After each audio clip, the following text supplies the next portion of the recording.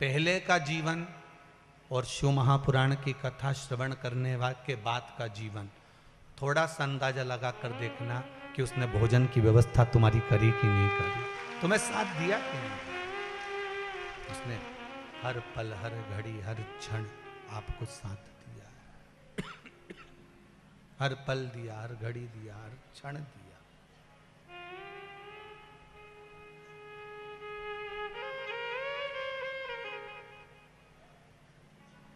वो शरणागति जब हम ग्रहण कर लेते हैं, भगवान के चरणारविंद की शरणागति हो, राम नाम, कृष्ण नाम, शिव नाम की शरणागति हो, तो क्यों ना मिले।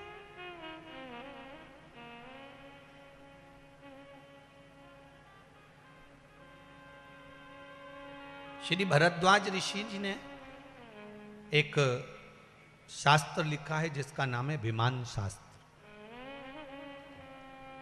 क्या नाम है उस शास्त्र का? विमान शास्त्र। भरद्वाज बाबा ने जो विमान शास्त्र लिखा है उसमें वर्णन किया है कि सबसे प्रथम में सतयुग में विमान, जो विमान उड़ता था वो शक्ति से उड़ता था। कैसे उड़ता था? शक्ति से। द्वितीय में त्रेता युग में जो विमान उड़ता था वो मंत्र और तंत्र से उड़ता था।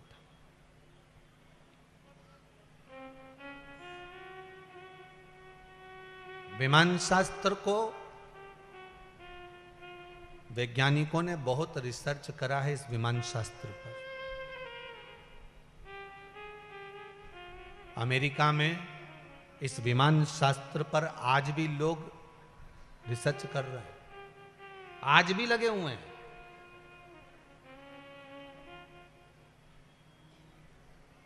इस विमान शास्त्र के लिए आज भी लोग, वैज्ञानिक लगा हुआ है।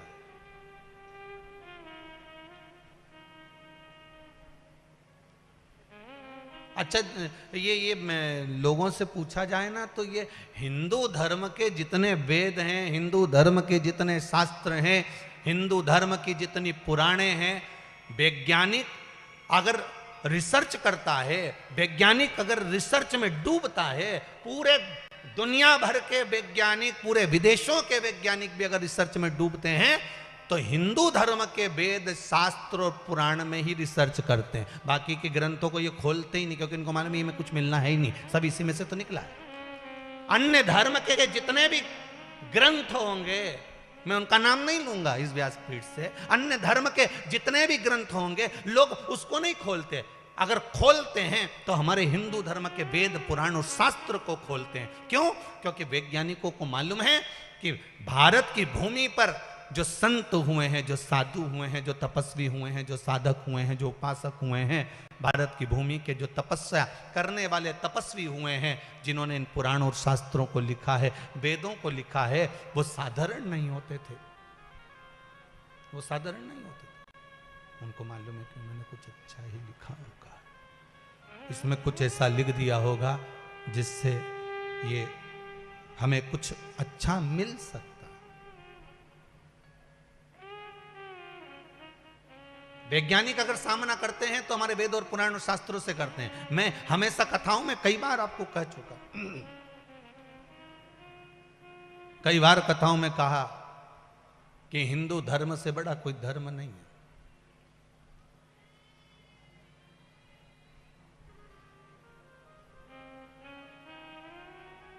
भगवान शंकर के मंदिर में एक लोटा पानी आप इसलिए भी चढ़ाना जाकर कि अच्छा हुआ आपने हमें हिंदू बनाकर पैदा करा, ये आपको धन्यवाद है। हिंदू धर्म से बड़ा कोई धर्म नहीं है। एक लोटा पानी भगवान शंकर को इसलिए चढ़ाना कि तुमने मुझे हिंदू बनाकर पैदा करा, हिंदू धर्म में पैदा करा।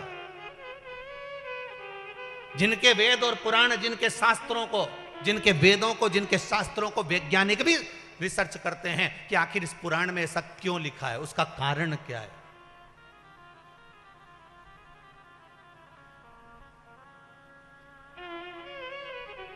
ये पुराणों को ले जाकर विदेशों में इस पुराण में से, जैसे आपको कहा था श्री सूक्त हमारे यहाँ पर केवल ब्राह्मण पाठ करते हैं, पर वैज्ञानिक विदेशों में इसका रिसर्च कर कर उस श्री सूक्त के मंत्रों से सोने का निर्माण करते हैं। अंतर देखिए, अंतर देखिए, उसमें सोने का निर्माण करते हुए।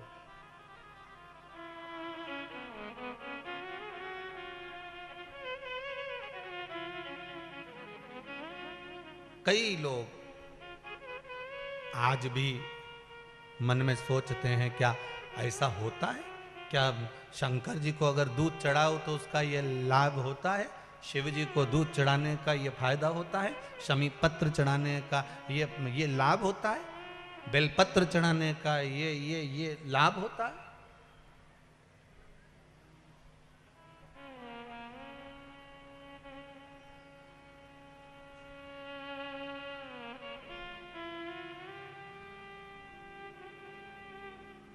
क्यों नहीं होता?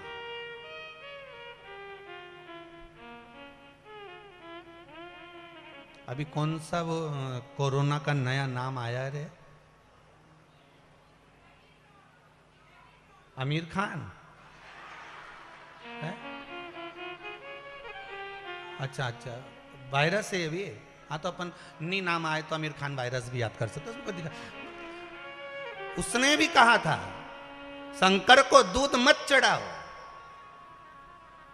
और आप मौन होकर देखते रह गए कि हाँ शिव जी पे दूध नहीं डोलना चाहिए और ये करना चाहिए, वो करना चाहिए। पर शास्त्र कह रहा है, इसीलिए शायद विदेशियों ने अब की बार उस वायरस का नाम चेंज करके इसी के नाम पे धर दिया कि बापड़ा तेरे को ही चूना लगे ले।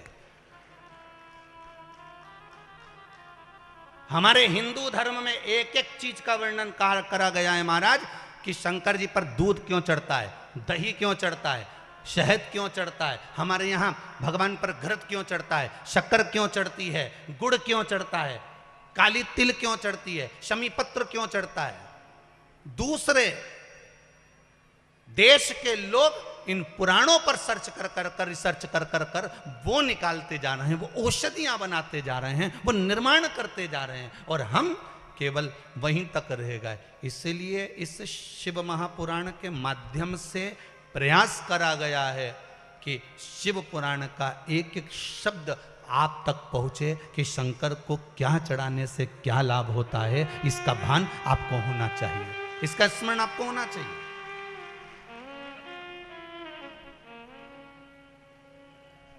ये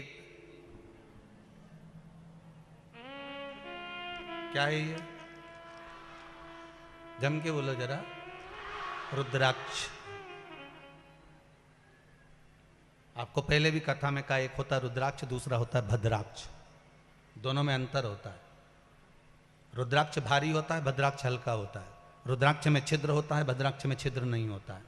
रुद्राक्ष गोल होता है, भद्राक्ष टेढ़ा होता है। दोनों अंतर बताएं आपको पहले की कथाओं में, सब चीजों का वर्णन है।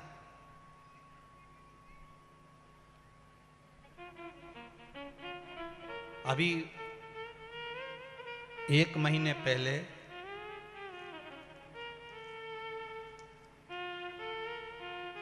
बाबा रामदेव जी ने भी रिसर्च करवाया कि इस शिव महापुराण में, लिंग पुराण में, इन पुराणों में रुद्राक्ष का इतना महत्व है, तो आखिर रुद्राक्ष में से ऐसा क्या निकलता है कि रुद्राक्ष को पानी में गलाकर पानी पिया जाए तो अच्छी से अच्छी बीमारी भी ठीक हो जाती है।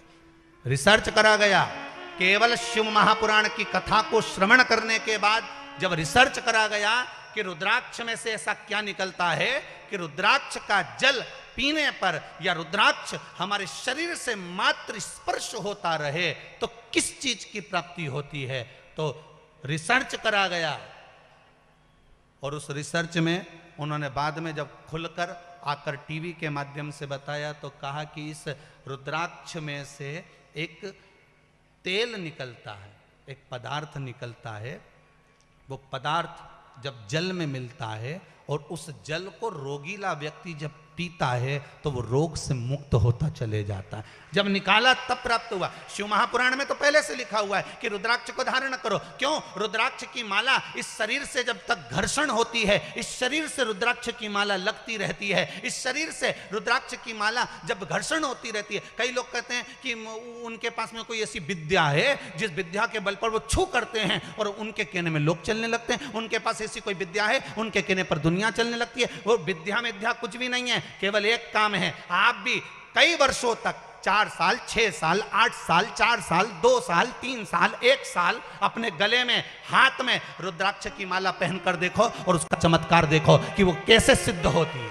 आपका भजन, आपका स्मरण, आपका कीर्तन, आपका मंत्र जाप, आपका नाम जाप आप घट की जिह्वा से करेंगे। आप भले मुख से राम नहीं कहेंगे, शिव नहीं कहेंगे, कृष्ण नहीं कहेंगे, पर जितनी श्वास हमारी निकलती है उस श्वास में अपने आप ओम का नाद होता है। जब हमारे गले से, कंठ से जब श्वास निकलती है, अपने आप उसके ओम का नाद होता है। वो ओम का घट की जिह्वा से निकलना, आपके शरीर में पड़ा हुआ रुद्राक्ष की माला, हाथ में पड़ी हुई रुद्राक्ष की माला, कंठ पर पड़ी हुई रुद्राक्ष की माला, चाहे शरीर में रुद्राक्ष की माला अगर वो है तो आपके ना जपने पर भी एक आ जपा जप होता है। आ जपा जप मतलब जिसको जपा ही नहीं गया फिर भी अपने आप ओम निकल रहा है, श्वास श्वास में निकल रहा है, हर पल निकल रहा है। वो श्वास के जप से ये गले में पड़ी हुई माला, या हाथ में पड़ी हुई माला हमारी सिद्ध हो जाती है। फिर सामने वाला व्यक्ति भी डरता है कि क्या बोलना है इसके आगे। उसका तेजपुंज उसके सम्मुख में प्रकट हो जाता है।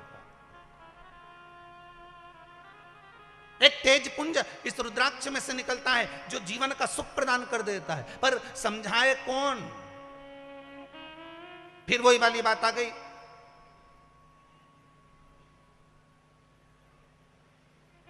सुंदरता होगी तो लुच्चों की नजर होगी, धन होगा तो चोरों की नजर होगी, और गले में अगर रुद्राक्ष और तुलसी की माला होगी तो शिव की नजर होगी। वो नजर रखता है।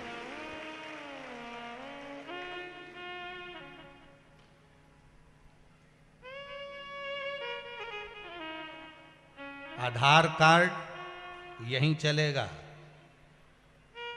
तुम्हारा, एटीएम भी, अरे बोलते तो जाओ, यहीं चलेगा। एक आधार कार्ड और एक एटीएम ऊपर का है।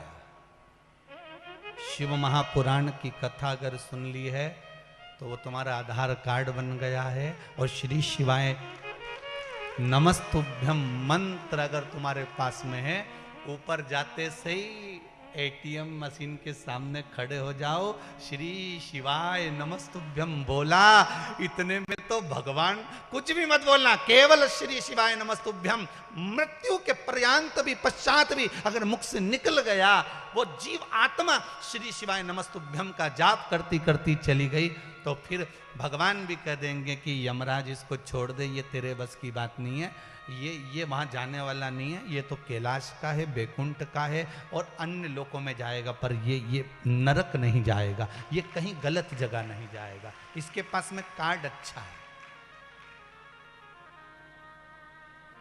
इसके पास में कार्ड पड़ा है। शंभो शरणे मांगू दुख दया करी ने दर्शन आपको। महाराज, विमान शास्त्र में वर्णन किया गया, विमान शास्त्र शक्ति से उड़ता था, सतयुग में, त्रेता में उड़ता था मंत्र, द्वापर में उड़ता था मंत्र और तंत्र से, और कलयुग में अगर विमान उड़ता है तो केवल यंत्र से। कैसे उड़ रहा है? एक यंत्र के माध्यम से। हम भटकते हैं, विमान शास्त्र कर रहा है, इस पे रिसर्च चल रहा है अमेरिका में विमान शास्त्र पर कि ऐसा क्या था मंत्र में, ऐसा क्या था उन मंत्रों में कि विमान उड़ जाता था। देखे कि नहीं देखे आप लोगों ने? बोलो तो सही ईमानदारी से, देखे नहीं? वो भगवान राम भी आए थे पुष्पक विमान में बैठकर, तो ऐसे कैसे उड़ जाता था? तो कई कई लोगों के मन में आश्चर्य होता कि ये उड़ता कैसे होगा। तो उसी का रिसर्च चल रहा है कि आखिर इस मंत्रों में कितना बल होता होगा, उस मंत्र में कितनी प्रबलता होती होगी कि विमान उड़ जाता था।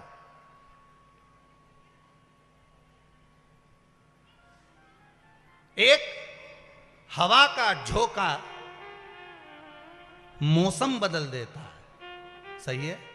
अभी अभी 2-3 दिन पहले देखो, बढ़िया था, सब अच्छा चल रहा था, पानी आया कि नहीं आया?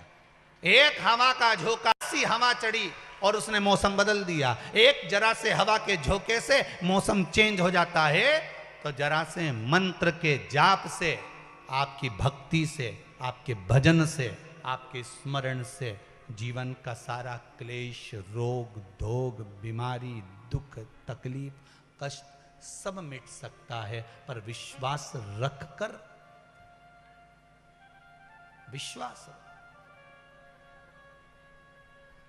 भरोसा।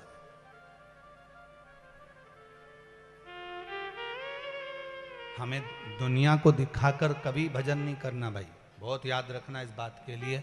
आप लोगों से फिर बार बार निवेदन कर रहे हैं कि दुनिया को दिखाकर कभी भजन मत करो। आप तो अपने दिल से भगवान का भजन करो। जो सदगुरु ने दिया, जो परमात्मा ने प्रदान किया, उससे भजन करो। ऐसी रंगो गुरु देव चुनर मेरी, ऐसी रंगो गुरुदेव। राम लक्ष्मण भरत शत्रुघ्न हनुमत मेरी चुनर में। राम लक्ष्मण भरत शत्रुघ्न हनुमत मेरी सरयू जैसी लहरा पाड़े, ऐसी रंगोरे गुरुदेव चुनर मेरी, ऐसी रंगो गुरुदेव चुनर मेरी, ऐसी रंगो गुरुदेव। महाराज, जब जब सत्संग में जाओ, भजन में जाओ, कीर्तन में जाओ, भगवत स्मरण में जब जब पहुँचो, भगवान की भक्ति में जब जब पहुँचो, नाम जाप में जब जब पहुँचो, भगवान के स्मरण में जब जब पहुँचो, तब तब तुम्हारी चित्त वृत्ति में केवल एक बात होना चाहिए कि मैं जिसकी आराधना कर रही हूं वो मेरी पूरी बात सुन रहा।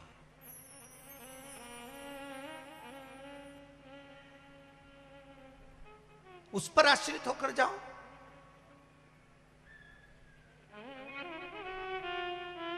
पर हमने एक बात ध्यान कर ली है, आज के जमाने में हर व्यक्ति ने एक बात सोच कर रखी है कि मेरे बेटा मुझे रख लेगा, मेरी बहू मुझे रख लेगी, मेरे माँ बाप हैं, मेरा ये है, मेरा वो है। हर एक व्यक्ति ने अपनी चित्तवृत्ति में उतार कर रखा है कि मेरा साथ वो देगा। पर आपके मुख से कभी नहीं निकलता कि मेरा साथ मेरा महादेव देगा। अगर महादेव पर विश्वास है तो भरोसा दृढ़ होना चाहिए।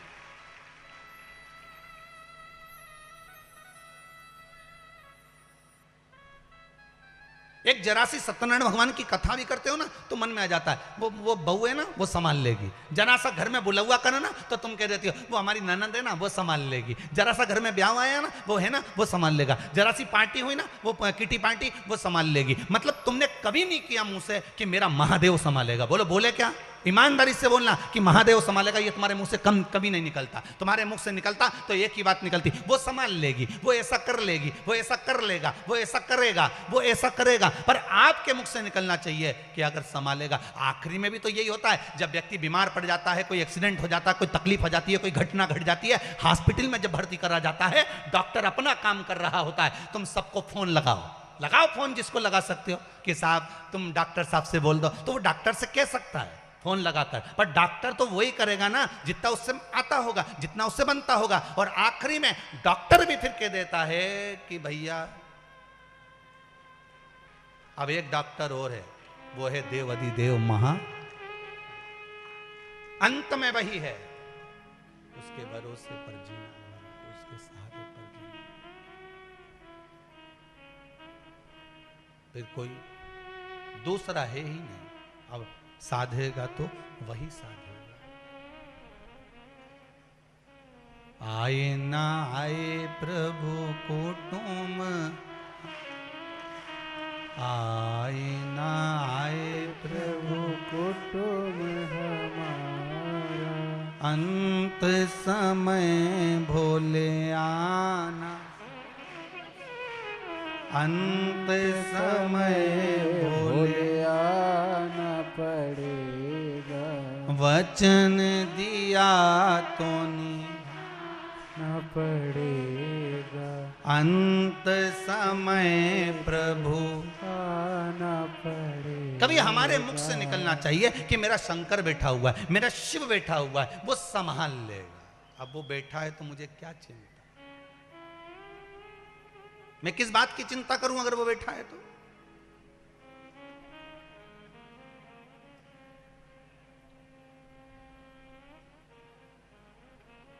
अब एक बात बताओ, बहुत अच्छे से बोलना हो, जितने बाहर बैठे हो ना वो भी, और जितने अंदर बैठे हो वो भी, और जितने रोड पे बैठे हो वो भी, और जितने जहां जहां बैठे हो चढ़ चढ़ के हो,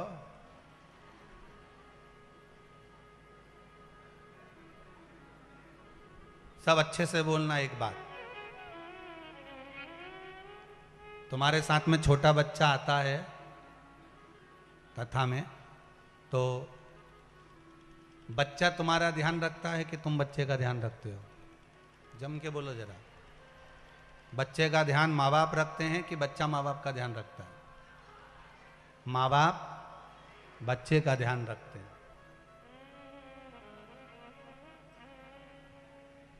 कि वो छोटा सा बच्चा 4 साल का, 3 साल का तुम्हारा ध्यान रखे? नहीं नहीं, वो माँ बाप रखेंगे। और मेले में तुम ले गए बच्चे को इतनी भीड़ में, और बच्चा खो गया, तो बच्चा रोएगा, आंख से आंसू बहाएगा, पर बच्चे से ज्यादा अगर उसको ढूंढेंगे तो कौन ढूंढेंगे? उसके माता और पिता। क्यों? क्योंकि माता पिता ने उसको जन्म दिया है, इसलिए ध्यान वो रखेंगे। तो देव अधिदेव महादेव ने हमको जन्म दिया है, हमारा बच्चा खो जाता है, चले जाता है कहीं, तो माता पिता खोजते हैं, खोजने के बाद में उसको टॉफी भी देते हैं। रो मती, देख रोएगा ना तो अच्छा नहीं लगेगा। तुम कहाँ चले गए थे पापा? मम्मी मेरे को ढूंढ ढूंढ के थक गया। रो मती, ले कुरकुरा खा ले और रख ले। और नहीं मेरे को कुरकुरा नहीं खाना, मेरे को तो गुड़िया का बाल खाना, तो ले तू गुड़िया का बाल खा ले। तो वो गुड़िया का बाल वाले को बुलाया, देव देव हमारा छोरा घूम गया था, बड़ी मुश्किल से मिला है। फिर बैग में से बिस्कुट भी निकाल के देंगे, फिर टॉफी भी निकाल के देंगे। रो मती हो, रोजे मती हो, अब मैं मिल गया ना तेरे को, अब मैं मिला हूं ना, तो फिर रोने की क्या जरूरत है? अब मत रो, मैं मिल गया ना तेरे को, तू चिंता मत कर, अब मैं मिल गया ना, चल मेरा हाथ पकड़ और मेरे साथ चल, घर चल। अब देखो माँ बाप उसको घर ले गए, ढूंढ के ले गए। उसी तरह जैसे कि माता पिता अपने बच्चे को ढूंढते हैं, उसी तरह मेरे देव अधिदेव महादेव ने हमको जन्म दिया है, पृथ्वी पर भेजा है। अगर हम दुखी होंगे तो ढूंढेगा वो, तुम तो बस उसको पुकारते रहो, उसकी याद में आंसू बहाते रहो, उसको पुकारते रहो कि मेरे पिता कहाँ हैं, मेरा बाप, मेरा पिता, मेरी माँ, मेरा शिव, मेरी पार्वती कहाँ है। तुम उसको पुकार पुकार कर रो लो, आंखों से आंसू बहा लो कि मेरा शंकर मुझे साधेगा। बच्चे की तरह जिद करो कि मेरा पिता कहाँ है, मेरी मम्मी के पास जाना है, मेरे पिता के पास जाना है। और जब मेरे देव अधिदेव महादेव के लिए आप रोगे, आंख से आंसू निकलेगा, जब उसके लिए निकलेगा तो वो भी ढूंढ लेगा, और ढूंढ लिया तो जैसे उसको बिस्कुट दिया, गुड़िया का बाल दिया, उसको टॉफी दी, उसको आइसक्रीम दी, उसी तरह वो भी तुमको गाड़ी, बंगला, जमीन, जायदाद सब दे देगा। हम काहे रोए? दे रहा है। फिर क्यों चिंता करना अपने, किससे लिए रहना अपने?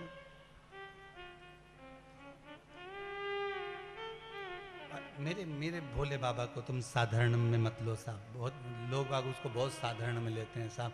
वो तो आंख बंद करके बैठा है, एकदम सिंपल सा है, साधारण सा। नहीं नहीं, मेरे भोले बाबा को अनाड़ी मत समझो, मेरे भोले बाबा को अनाड़ी मत समझो, मेरे भोले बाबा को अनाड़ी मत समझो, मेरे भोले बाबा को अनाड़ी मत समझो, मेरे भोले बाबा को अनाड़ी मत समझो, अनाड़ी मत समझो, अनाड़ी मत समझो, अनाड़ी अनाड़ी मत समझो, अनाड़ी मत समझो, समझो अनाड़ी मत समझो, अनाड़ी मत समझो, अनाड़ी मत समझो, ओ मेरे भोले बाबा को अनाड़ी मत समझो, मेरे भोले बाबा को अनाड़ी मत समझो। आओ से दोनों हाथों से ताली सेवा देते हुए जय हो।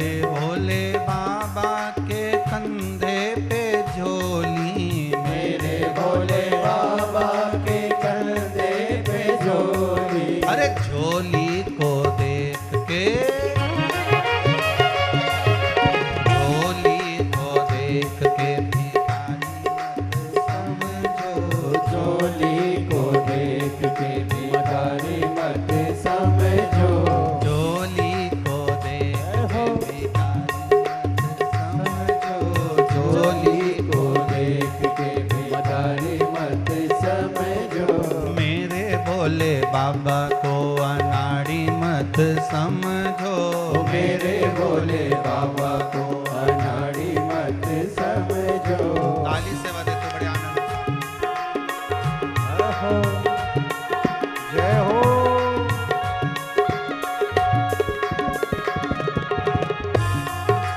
बोले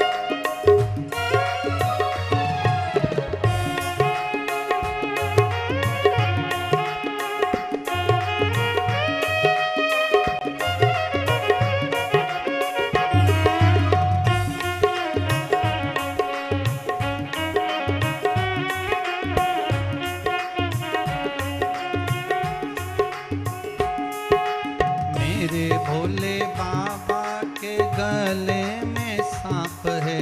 मेरे भोले बाबा के गले में सांप है। ओ मेरे भोले बाबा के गले में सांप है। मेरे भोले बाबा के गले में सांप है। ओ सांप को देख के, सांप को देख के सपेरा मत समझो। सांप को देख के सपेरा मत समझो। ओ मेरे भोले बाबा को अनाड़ी मत समझो। मेरे भोले बाबा को अनाड़ी मत समझो। अनाड़ी मत समझो, अनाड़ी मत समझो। अनाड़ी मत समझो। अनाड़ी मत समझो। अनाड़ी मत समझो, अनाड़ी मत समझो। अनाड़ी मत समझो। अनाड़ी मत समझो। ओ मेरे भोले बाबा को, मेरे भोले बाबा को अनाड़ी मत समझो। ओ मेरे भोले बाबा को अनाड़ी मत समझो। जय हो।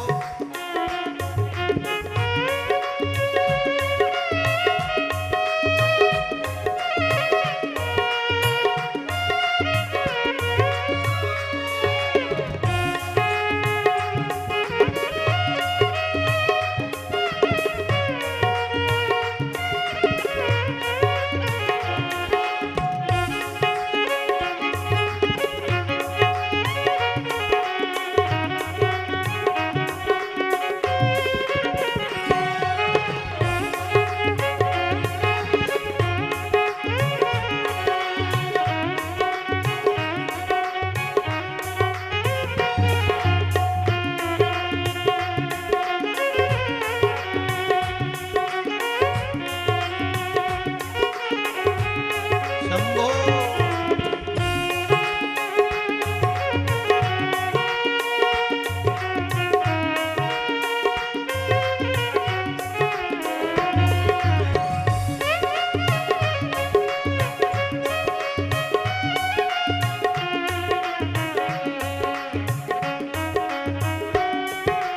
मेरे भोले बाबा के हाथों में डमरू। मेरे भोले बाबा के हाथों में डमरू। ओ मेरे भोले बाबा के हाथों में डमरू। मेरे भोले बाबा के हाथों में डमरू। ओ डमरू को देख के, डमरू को देख के मदारी मत समझो। डमरू को देख के मदारी मत समझो। ओ डमरू को देख के मदारी मत समझो। ओ डमरू को देख के मदारी मत समझो। मेरे भोले बाबा को अनाड़ी मत समझो। ओ मेरे भोले बाबा को अनाड़ी मत समझो। ओ मेरे शंभू बाबा को अनाड़ी मत समझो। ओ मेरे भोले बाबा को अनाड़ी मत समझो। ओ मेरे भोले बाबा को अनाड़ी मत समझो। ओ मेरे भोले बाबा को अनाड़ी मत समझो। मेरे भोले बाबा को अनाड़ी मत समझो। ओ मेरे भोले बाबा को अनाड़ी मत समझो। हर हर महादेव। भगवान शिव की कथा कह रही है। उगड़धानी त्रिकालदर्शी कैलाशी अविनाशी भूत भावन भूतेश्वर भगवान शंकर की कथा कह रही है। शिव ओघड़दानी है।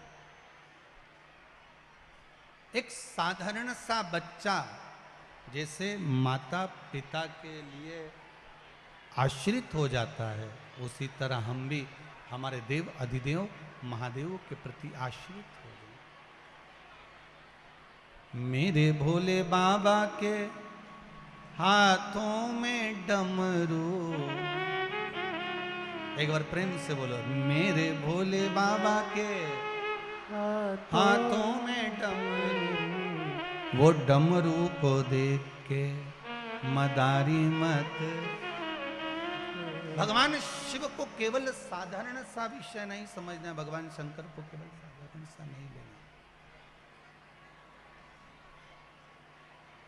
भगवान शिव को केवल साधारण सा नहीं लेकर चलना। भगवान शिव को एक पिता के तुल्य, घर का जो बुजुर्ग होता है, घर का जो बड़ा होता है, उसके तुल्य मानकर चलना है। फिर वो आपको दुखी नहीं रख सकता, वो आपको सुखी ही रखेगा। वो आपको सुख ही प्रदान करेगा, दुख नहीं दे सकता। शिव महापुराण की एक कथा में वर्णन आता है सुंदर, एक विदल और एक उत्पल।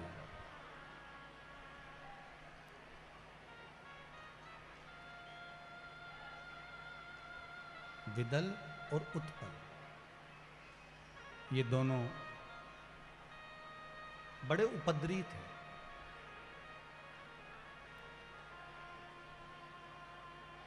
महाराज, इन विदल और उत्पल का सबसे बड़ा क्रम एक था। इन्होंने उपद्रव बहुत करा, मना नहीं है, पर उपद्रव के साथ में सबसे बड़ा क्रम इन्होंने क्या करा कि मां जगज्जननी जगदम्बा माता पार्वती को गलत दृष्टि से देख लिया। माता को गलत दृष्टि से देखा और जब माता पार्वती को गलत दृष्टि से देखा तो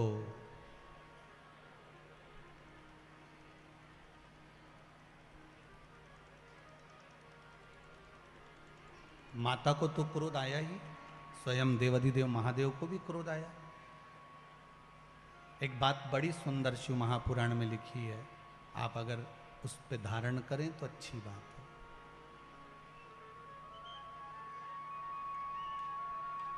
अगर कोई पर नारी है, पर नारी को, पर स्त्री को, बेटियों को, घर की माताओं को केवल एक माता का भाव होना चाहिए।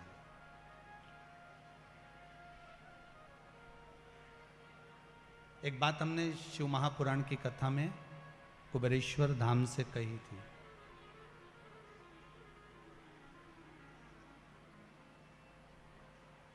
कि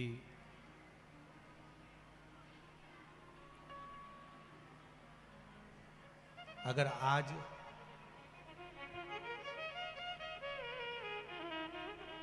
जितने टीवियों पर नाटक बनते हैं, उन नाटकों में जितने कपड़े बेटियों को पहनाए जाते हैं, वो सारे वस्त्र, वो सारे कपड़े अगर एक मर्यादित तरह से पहनाने लगे तो मुझे विश्वास है संपूर्ण विश्व में बेटियां भी अच्छे कपड़े पहनेंगी। मुझे विश्वास है।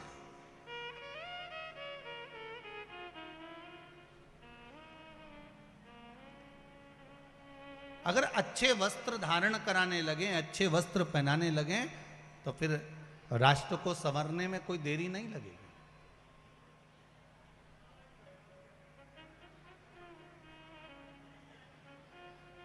हम तो आपसे भी कहेंगे, प्रयासरत रहिए। घर की बुजुर्ग माताएं अगर सिर पे पल्लू ले सकती हैं तो आपको लेने में क्या दिक्कत है? आपको लेने में क्या तकलीफ है? कहते हैं जिसके सिर पर पल्लू होता है उसका भाग्य प्रबल होता है, ये शास्त्र में लिखा हुआ है। अगर सिर पर पल्लू है तो भाग्य प्रबल है।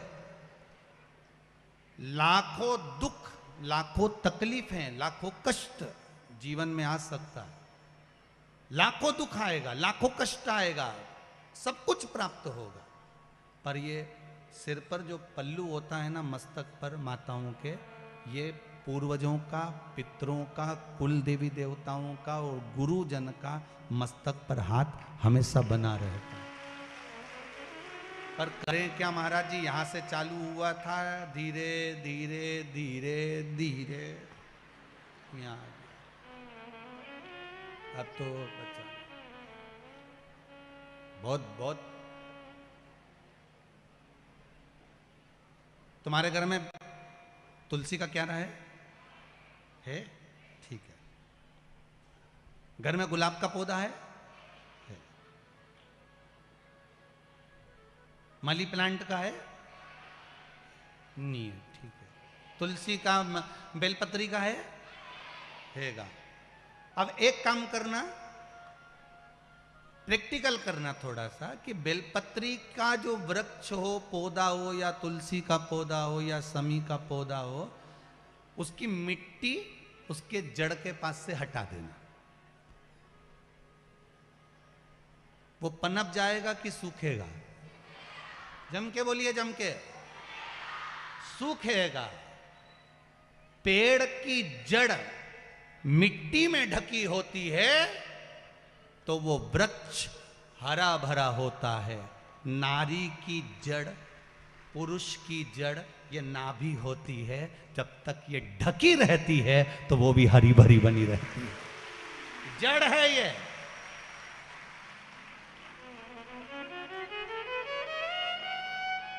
बोलो जरा, सही है कि गलत है?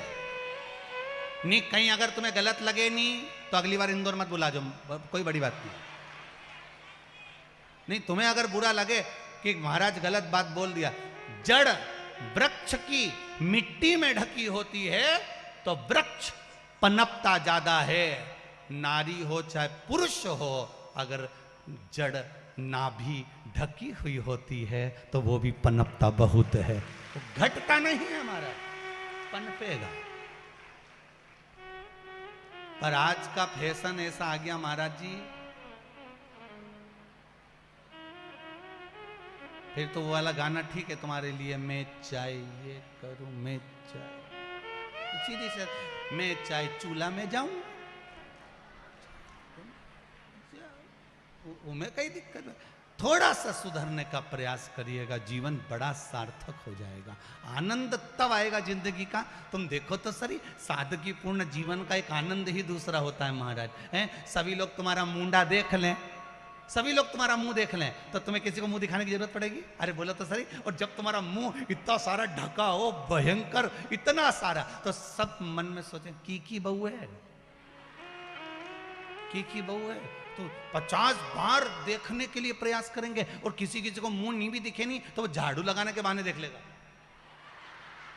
किसकी बहू। कितना कितना हमारे हिंदू धर्म के अंतर्गत कितना सुंदर सुंदर भाव प्रकट करा गया, पर उसको समझे तब तो।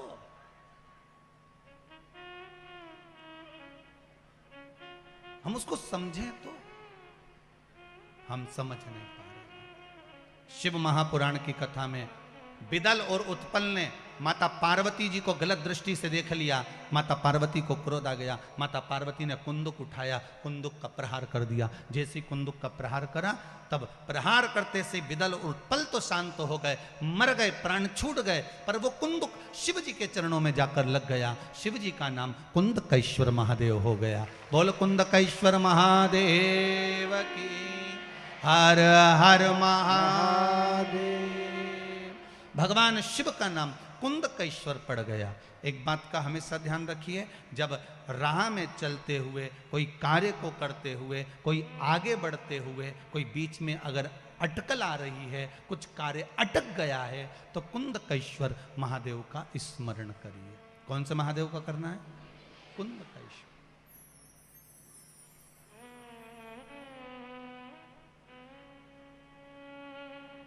कुंदकेश्वर महादेव का स्मरण करिए।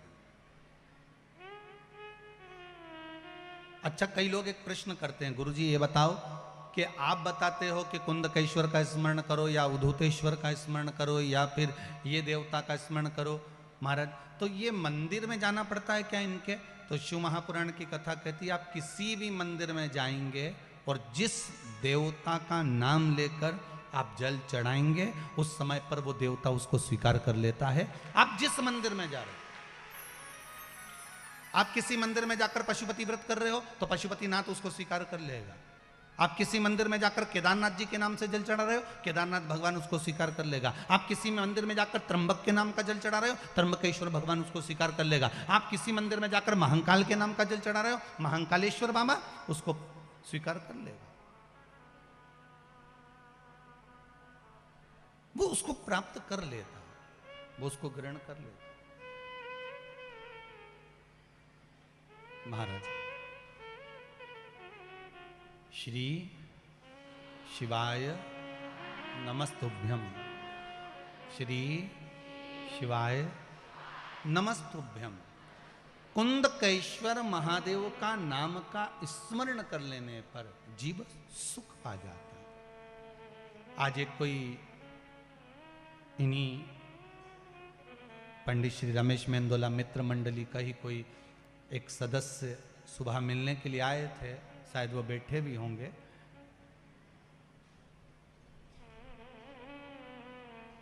वो जांच की रिपोर्ट लेकर आए थे, उनकी कुछ परेशानियां थी। कहीं बैठे हों तो हाथ जरूर हिलाना भाई हो। तो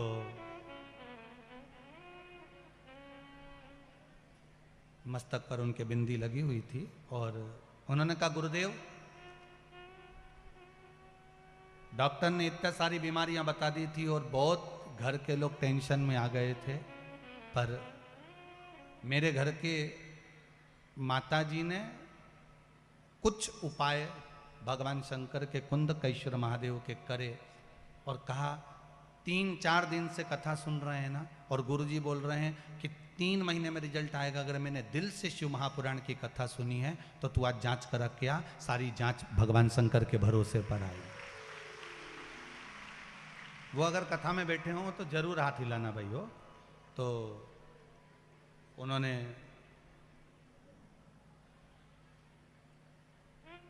रिपोर्ट निकाली और उस रिपोर्ट को दिखाया कि गुरुजी ये सारी रिपोर्ट है।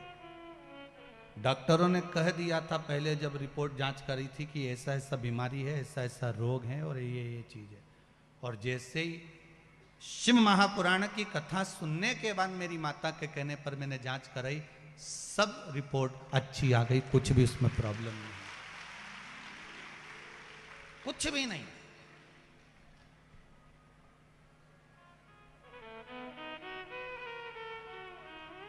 आप बाबा पर विश्वास करते हो तो बाबा आपका साथ देता है।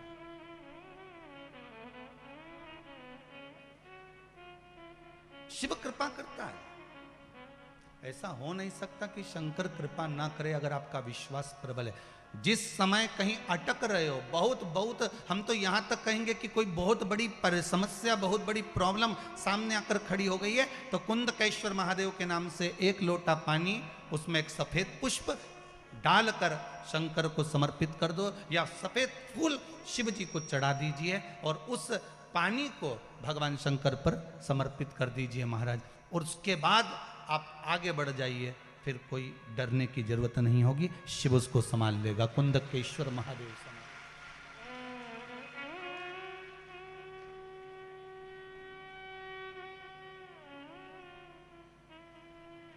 फिर वो देवादिदेव महादेव उसको संभालेगा, उसके सिवाय कोई दूसरा संभाल भी नहीं सकता।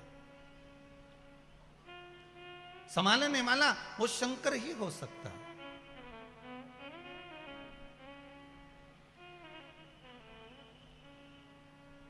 बोलो कुंदकेश्वर महादेव। भगवान कुंदकेश्वर महादेव के रूप में विराजमान हो गए। एक बार भगवान शंकर माता पार्वती को लेकर काशी घूमने के लिए गए, और काशी घूमने के लिए गए तब माता पार्वती जी ने भगवान शिव से कहा, भोलेनाथ आप मेरे साथ इस काशी में विराजमान होइए।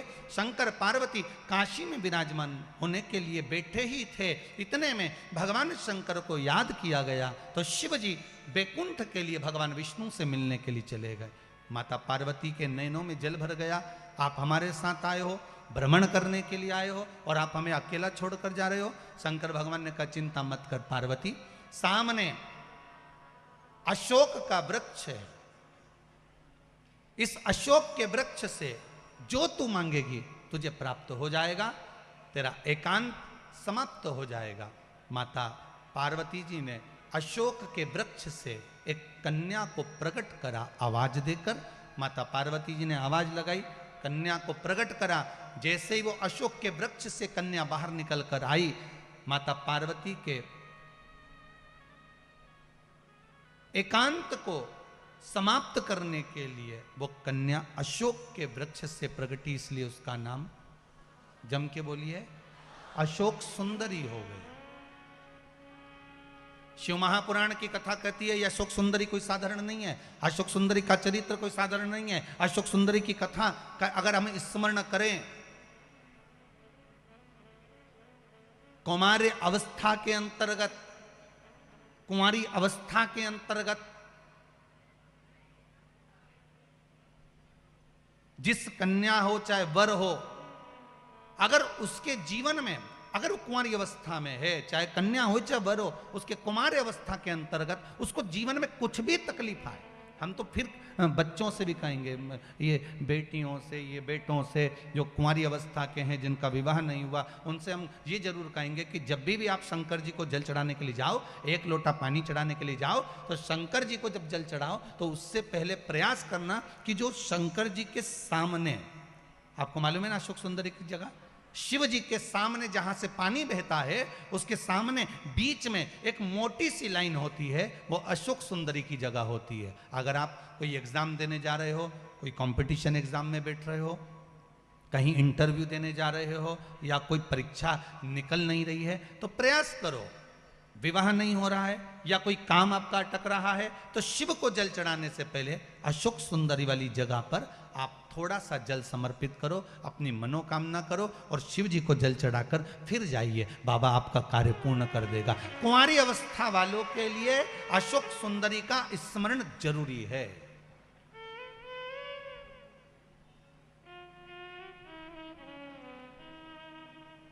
जाते हो आप लोग मंदिर?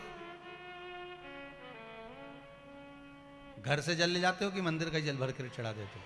जम के तो बोलो जरा, घर से पक्का? सही है, फिर मतलब धीरे धीरे तुम सुधर गए, ये तो पक्का हो गया। और होना चाहिए, या तो सुधर जाओ नहीं तो सिधर जाओ, सीधी सीधी बात हो, थोड़ा थोड़ा तो सुधरो रे। इतनी कथा हो रही है, इतनी कथा, इतनी कथा, इतनी कथा, जहां देखो कथा ही कथा, कथा ही कथा, तो कथा में से कुछ तो ग्रहण करो, नहीं तो मालूम पड़े यहां से सुनी, यहां से निकाल दी, बची कुची थी तो कपड़ा में से झटकार दी, घर पहुंचे घर वालों ने पूछा क्या लेके आई, पूरी सब्जी, ये लो तुरंत।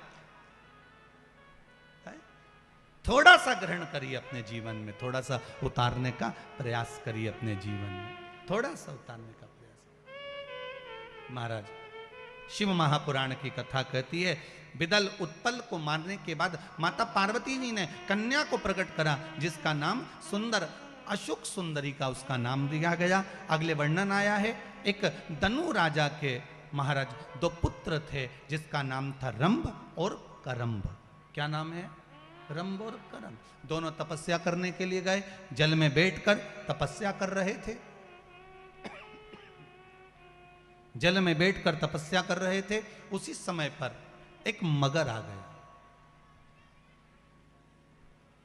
और मगर ने आकर करंभ को खा गया। रंभ बैठा आंखों से जल बहाता रहा कि मेरा भाई मर गया, मेरा भाई चला गया। अब संतान नहीं है, हम दोनों भाई अगर तप करने गए थे तो संतान की प्राप्ति के लिए गए, तो संतान ही नहीं है, क्या करा जाए? तो रंभ ने अब जल में बैठकर तप नहीं करा, रंभ ने अब जो तप करा है, रंभ अब जो तप करने बैठा तो चारों तरफ अग्नि लगाकर रंभ तप करने बैठ गया। रंभ जब तप करने बैठा तो भगवान ब्रह्मदेव प्रकट हो गए। मांगो रंभ, क्या चाहिए? रंभ ने कहा महाराज जी हमारे घर में संतान नहीं, औलाद नहीं, हमारे घर में संतान नहीं, औलाद नहीं है, कृपा करिए।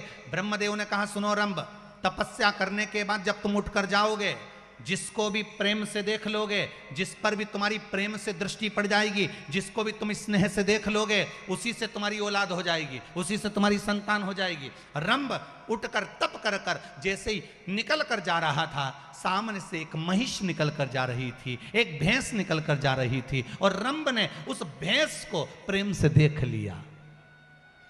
केवल एक महिष, एक भैंस निकल कर जा रही है और उसको रंभ प्रेम से देख लेते हैं।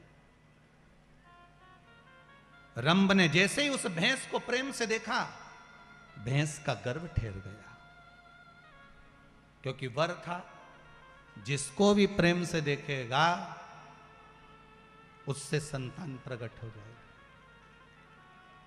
गर्भ ठहर गया।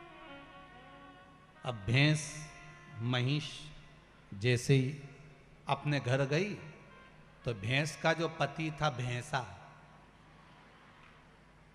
अब इसमें हंसने की कौन सी बात होगी, तो भैंस का पति भैंसा ही तो होगा।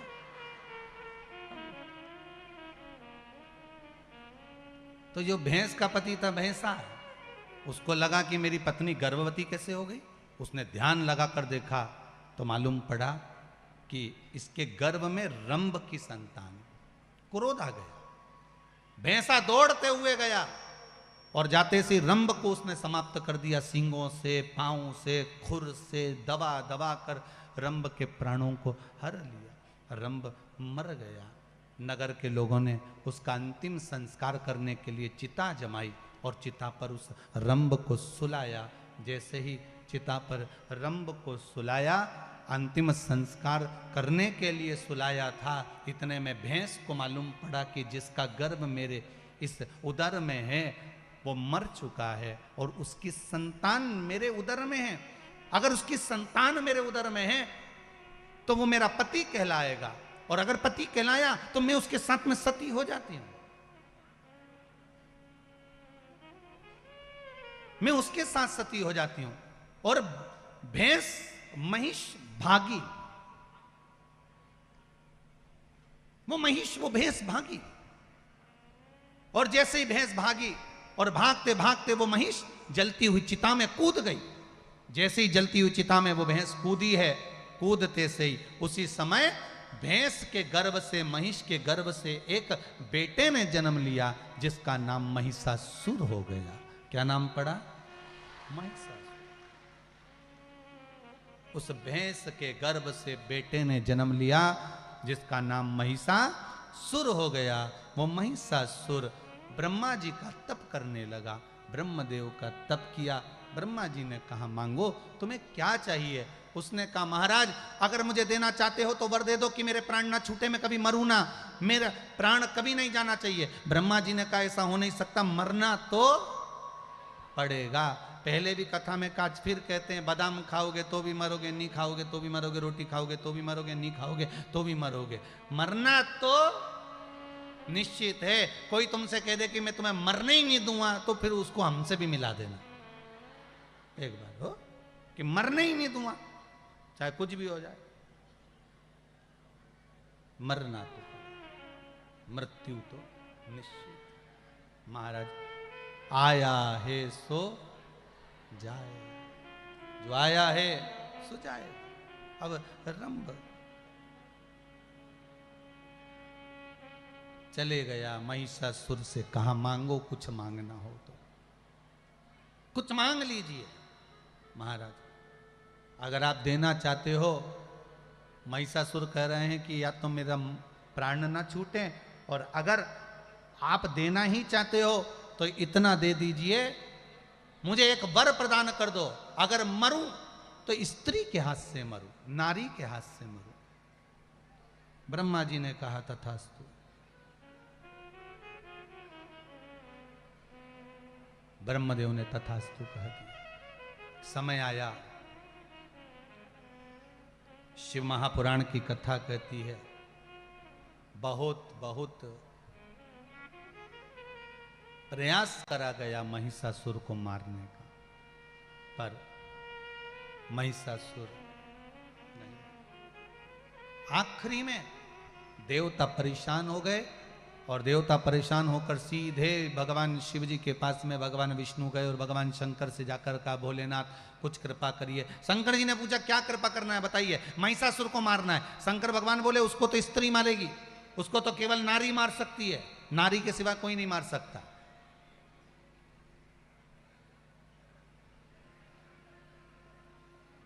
अच्छा, स्त्री में नारी में क्या बल होता है ये केवल इंदौर वालों को ज्ञात होना चाहिए कि मां अहिल्याबाई होलकर अकेली रहकर पूरे मालवा क्षेत्र पर राज्य करती थी एक तरफा। कौन? मां अहिल्याबाई। नारी तत्व क्या है?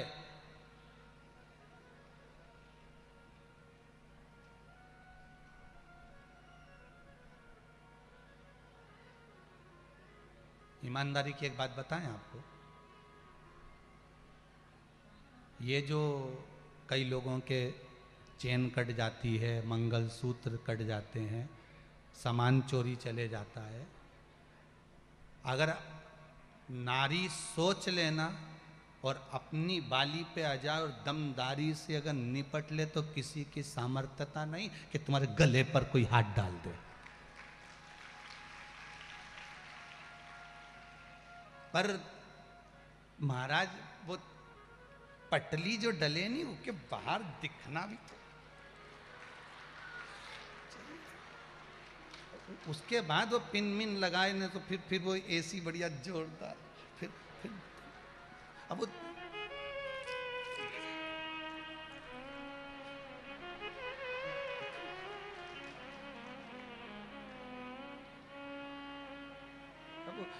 उसमें भी तो समय लगना चाहिए ना। तो 1 घंटा तक तो वो पेंसिल से पहले लाइन खींचे में डब्बा भरे, तो अब उसमें टाइम लगे से तो दिखावा भी तो चाहिए।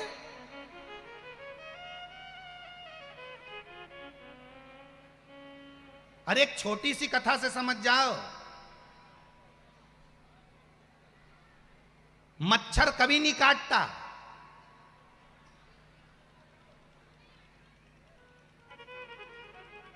किसी अच्छे से अच्छे रिसर्च वाले से पूछ लेना कि मच्छर काटता है? नहीं, मच्छर की घरवाली काटती है।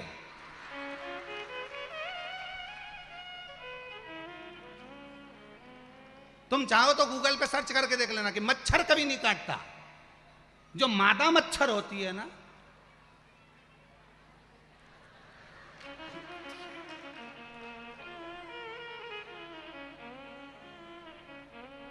काटा उसने और दोष मच्छर पे।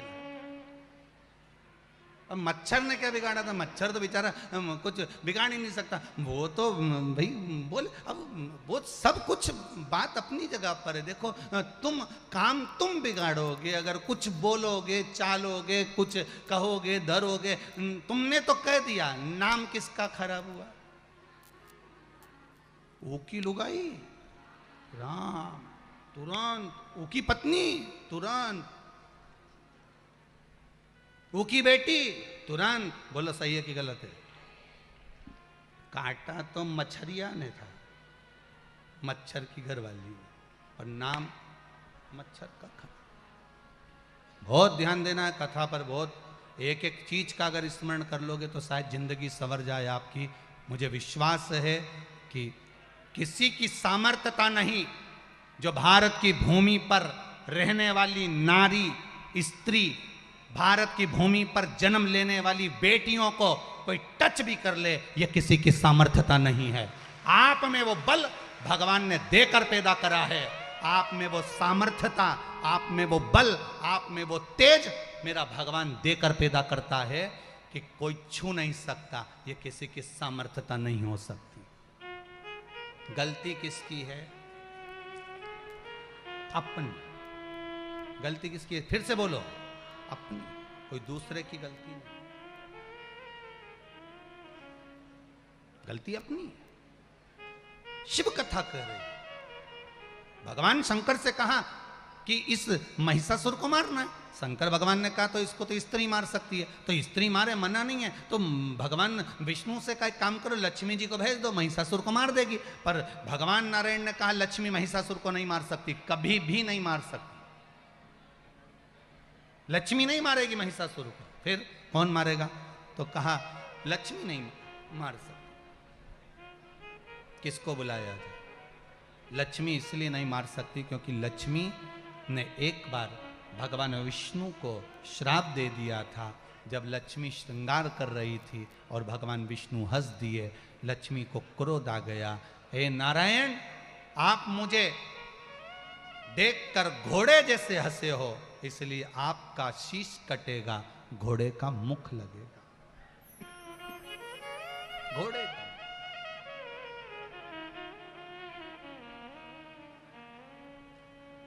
आपको घोड़े का मुख लगेगा। भगवान को घोड़े का मुख लगा, हयग्रीव अवतार। भगवान शिव ने कहा ब्रह्माणी से कह दो, ब्रह्माणी मार देगी। ब्रह्माणी भी नहीं मार सकती क्योंकि ब्रह्माणी ने ब्रह्मा को श्राप दिया। एक नारी स्त्री का सात्वित्व सबसे प्रबल होता है। मेरा माताओं से बार बार एक निवेदन रहा है, आज फिर करता हूं। ये हाथों को जोड़कर करबद्ध निवेदन करता हूं। बार बार एक निवेदन पहले भी कर, आज फिर कर रहा हूं। प्रयास करिएगा, अपने घर में 2 रोटी अगर खाने की मिले तो उसमें सुख पाइएगा, पर किसी के सामने जाकर ये मत कहना कि मेरे पति के पास में खाने के लिए कुछ नहीं, मेरे घर में कुछ नहीं। 2 रोटी हो, उसको प्रेम से खाना। सुख दुख जीवन में चलते रहते हैं। आता है कि नहीं आता जीवन में? हम अपनी कहें तो हमारे पिता भी तो चने का ठेला लगाते थे, और ये कथा बहुत पुरानी नहीं है भाई। कभी सीहोर में आना, आप लोगों के तो घर फिर भी बड़े होंगे, हमारा घर तो इतना बड़ा भी नहीं है। एक लक्ष्य जरूर लिया है, कुबेरेश्वर महादेव का मंदिर बनाने का, गौशाला वृद्धाश्रम के निर्माण का एक लक्ष्य जरूर है। कंकर संकर है वहां का, तो एक लक्ष्य जरूर बनाया है कि शिव मंदिर का निर्माण हो, और वो आप सब लोग जो दे रहे हो, कर रहे हो, उसमें बन जाएगा। बाबा बनाने वाला बैठा है, बनाने वाला शिव है, रहने वाला शिव है, सब शंकर को करना है, तो अपन तो निमित्त है, केवल एक निमित्त मात्र।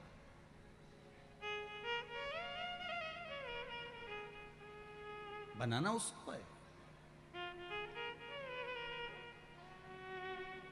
शिव पुराण कह रही है महाराज कि वो आपके घर में अगर 2 रोटी है तो 2 खाकर सुखी रहना, पर किसी के सामने जाकर, चाहे मायके में, कभी इस मुख से मत कहना कि मम्मी मैं बड़ी दुखी हूं खाने के लिए, मेरा पति तो नौकरी नहीं करता, मेरा पति तो सर्विस नहीं करता, मेरा पति तो काम नहीं करता। आप समझाओ अपने पति को, अगर नहीं कार्य कर रहा है, नहीं कर्म कर रहा है, तो उसको विल पावर मजबूत करो उसका। कहो क्या थक गए अभी से? क्या जा नहीं सकते कर्म पर? आप करो, आप में वो बल है कि आप कोई भी कार्य कर सकते हो। और ये मत सोचना कि आप चाय का ठेला लगाओगे या मूंगफली बेचोगे तो मुझे शर्म आएगी। मुझे शर्म नहीं आने वाली, मैं फिर भी शान से कहूंगी कि मैं आपकी धर्म पत्नी हूं, आप मेरे लिए कमा रहे हो, शर्म नहीं आएगी मुझे। और कदम से कदम मिलाकर आप उसका साथ दीजिए। साथ दुख आता है जीवन में, सबके आता है। आप अपनी मर्यादा को ना भूलो और मर्यादा ना भूलकर उसका साथ दो। ब्रह्माणी ने एक गलती कर दी और ब्रह्मा जी को श्राप दे दिया, ब्रह्मदेव मैं तुम्हें श्राप देती हूं, पृथ्वी पर कहीं तुम्हारे मंदिर नहीं बनेंगे, तुम्हारे कहीं मंदिर नहीं बनेंगे। ये ब्रह्माणी ने ब्रह्मा जी को श्राप दे दिया। इसलिए ब्रह्मदेव कहते हैं ब्रह्माणी इस महिषासुर को नहीं मार सकती। महिषासुर को अगर कोई मार सकता है तो वो मार सकता है जिसने अपने पति से कभी तेज आवाज में बात नहीं करी, जिसने कभी ऊंची आवाज में अपने पति से अपशब्द नहीं कहा, वो महिषासुर को मार सकता है। अच्छा, आप में से भी कोई भी महिषासुर को मार सकती है अगर आपने अपने पति से तेज आवाज में बात नहीं करी हो तो।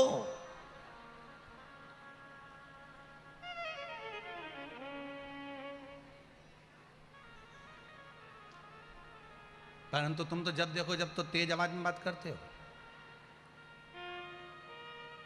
हम कई लोगों को कहते हैं आज के घर के जो पुरुष हैं वो थर्मस की तरह हैं। थर्मस देखा है कि नहीं देखा आपने? देखा है? बेचारा थर्मस बाहर से ठंडा होता है, अंदर से गर्म होता है। बेचारा आज का जो पुरुष है बाहर से भले अच्छा दिखता है पर उससे भीतर से पूछो साहब उसका दिल, और केवल पुरुषों को नहीं कहूंगा, मेरी माताओं को भी कहूंगा कि वो भी थर्मस की तरह है, बाहर से भले अच्छी दिखती हो पर भीतर से रोती है, साधारण नहीं। आज का संसार का प्रत्येक मनुष्य थर्मस की तरह है, बाहर से भले ठंडा दिखेगा, बाहर से अच्छा दिखेगा, पर भीतर से कितनी तपन है उसके अंदर, कहीं काम की, कहीं धंधे की, कहीं बिजनेस की, कहीं दुख की, कहीं बेटे की, कहीं बेटी की, कहीं माता की, कहीं पिता की, कहीं पत्नी की, कहीं पति की, उसके भीतर कितनी तकलीफ है, यह हर व्यक्ति अंदर से कोई नहीं जांचता साहब। कथा में सब आकर बैठते हैं, सब दिल से कथा सुनते हैं, आप बाहर से बड़े अच्छे दिखते हो। फिर कहता हूं शिव महापुराण की कथा कोई साधारण नहीं है। आपके दिल को जो अंदर से गर्म हो रहा है, तप रहा है संसार के इन सारी व्याधियों में, तभी तो आप शिव महापुराण की कथा में पहुंचे हो। हम समझते हैं शिव महापुराण की कथा जानती है कि जीवन में दुख कितना, तकलीफ कितनी, भीतर कितना कितना तप है, पर आप शिव की भक्ति में अगर लगे हो ना तो चिंता मत करना। थर्मस भी जब धोया जाता है तो ठंडे पानी से ही धोया जाता है, आप चिंता मत करना। जब समय आएगा मेरा भोलेनाथ इस आत्मा को शिव में जब समाहित करेगा तो श्रेष्ठ बना ही देगा, ये पक्का श्रेष्ठ था। फिर मारा किसने? महिषासुर को मारने के लिए तत्पर रही मां पार्वती के लिए शंकर भगवान से कहा भोलेनाथ जी जाओ पार्वती को क्रोध दिलाओ। शंकर जी ने कहा क्रोध कैसे दिलाऊं, मेरे को तो क्रोध दिलाना भी नहीं आता। शंकर भगवान से कहा तुम जाओ पार्वती जी के पिताजी को बखानो। स्त्री के पिता को जब बखाना जाता है तो क्रोध आता है। शंकर जी ने जाकर पार्वती जी से कहा पार्वती सुनती है? पार्वती ने कहा क्या है प्रभु, तेरे पिताजी के पास कितनी दौलत थी, हिमालय राज के पास में कितनी करोड़ों का धन था, पर तेरे पिता जैसा दुनिया में कोई कंजूस नहीं होएगा, बताओ। उसने शादी करी, एक सामान नहीं दिया दहेज में। इतने में पार्वती जी बोली मेरा मुंह मत खुलवाना, पहले बोल दे रही, बिल्कुल मेरे से तो बोलना मत ही। मेरे पिताजी तो देने के लिए तैयार बैठे थे, तुम्हारे घर में रखने की जगह थी, मेरे से मत खिलवाना, मैं तो चुपचाप बैठी हूं, रोटी खाओ ने जा। इतने में शंकर जी बाहर आए, भगवान विष्णु ने पूछा क्रोध आया? शंकर भगवान बोले वो तो अब मेरे बाप तक पहुंच गई, दादा रहने दे दादा, ऐसा क्रोध नहीं दिलाना। शिव जी बोले, भगवान विष्णु बोले अब की बार एक काम करो कि इनका जो अगला जन्म था ना सती वाला, वहां का बखान करो। शंकर जी अब की बार अंदर गए, वापिस जाकर बोले पार्वती तो पूर्व समय में सती थी, तेरे पिताजी ने तेरा अपमान कर दिया था तो तुझे यज्ञ के कुंड में कूद कर प्राण त्यागना पड़े थे। इतने में पार्वती जी रोटी बनाते बनाते बोली ये सब काम तुम्हारे चक्कर में हुआ। शिव जी ने पूछा वो कैसे? पार्वती जी बोली अगर तुम मेरे साथ मेरे पिता के घर में जाते तो मेरे बाप की इतनी हिम्मत होती कि मुझे कुछ कह देता। कई पतियों की आदत रहती है, वो हमेशा कहते हैं तू सामान महंगा ले आई, महंगा ले आई, तो पत्नी फिर चिल्ला के नहीं बोलेगी तुम लिया थे, फिर चिल्ला के बोले कि नहीं बोले? अगर तुम मेरे साथ जाते तो किसकी हिम्मत थी? शंकर भगवान चुप हो गए, वापिस बाहर आ गए। शंकर भगवान से भगवान विष्णु ने पूछा गुस्सा आया? इतने में तो पार्वती जैसे ही बाहर आई, इतने में उसी समय पर महिषासुर पाड़े पे चढ़ के आ रहा था, और महिषासुर ने जो पार्वती जी को देखा, देखते से ही बोला अरियो सुंदरी। इतने में भगवान विष्णु ने शंकर जी से कहा दूर हट जाओ, चिंगारी लग गई, अब हट जाओ। और जैसे ही बोले ओ सुंदरी, अब पार्वती जी के एक तो थोड़ा सा तो गुस्सा आ रहा था क्योंकि शंकर जी पिताजी बखान रहे थे, और जैसे ही पार्वती जी ने केश हटाया और जो महिषासुर को देखा, तिरछी निगाह से बड़े बड़े नयन का सुरमा नैनों में लगा, और जो ललाट नैनों से मां ठाका लगाती हुई जो महिषासुर को देखी, तो महिषासुर तो आधा यूंच मर गया, आधा यूंच मर गया। फिर बोला महिषासुर अरियो सुंदरी, मैं तुझे अपना बनाना चाहता हूं। पार्वती जी ने तो केश को हिलाया और आवाज लगाकर का सिंह आ दौड़कर, शेर दौड़कर आया, मां उस पे चढ़ गई, और चढ़ते से ही माता पार्वती ने कहा सुन महिषासुर, अब ठहर, मैं तुझे अपना बनाकर बताती हूं, 2 क्षण रुक। और शेर से कहा तू पाड़े पे चढ़ना और मैं त्रिशूल लेके इसकी छाती पे चढ़ूंगी, समाप्त करना। और सारे देवता आकाश मंडल में आकर खड़े हो गए, सब स्तुति करने लगे, तेरे भक्त जनों पर माता भीड़ पड़ी है और दानव दल पर टूट पड़ो मां, करके सिंह सवारी, सो सिंहों से तू बलशाली, अष्ट हो जाओ वाले, दुखियों के दुख खोली। और मां टूट पड़ी, जो टूटी मां, त्रिशूल लेकर जो कूदी, कूदते से महिषासुर के प्राणों को हर लिया। माता का नाम पड़ गया महिषासुर मर्दनी माता की। मां महिषासुर मर्दनी का आनंद सुख हुआ। देवताओं ने पुष्पों की वृष्टि करी, गंधर्व गान करे, अप्सरा नृत्य करी, चारों तरफ सुख समाहित हो गया। बोल जगत जननी माता की जय। शिव महापुराण में वर्णन आता है, जो महिषासुर मर्दनी माता का स्मरण करता है उसके जीवन में मां सात्वित्वता प्रदान करती है। इसलिए शिव महापुराण में सात्वित्वता देने वाली ये महिषासुर मर्दनी माता की कथा है। ऐसी पावन शिव महापुराण की कथा है। हमारे बीच में श्री कैलाश जी विजयवर्गीय जी आए हुए हैं। एक बार मैं आमंत्रित करूंगा उनको कि वो पधारें और बड़े आनंद के साथ में, आज भाभी जी भी साथ में आए हुए हैं, वो भी पधारें भाव भक्ति से, आज वो भी पधारें और शिव महापुराण पर बेलपत्र समर्पित करें। बोल महिषासुर मर्दनी माता की जय।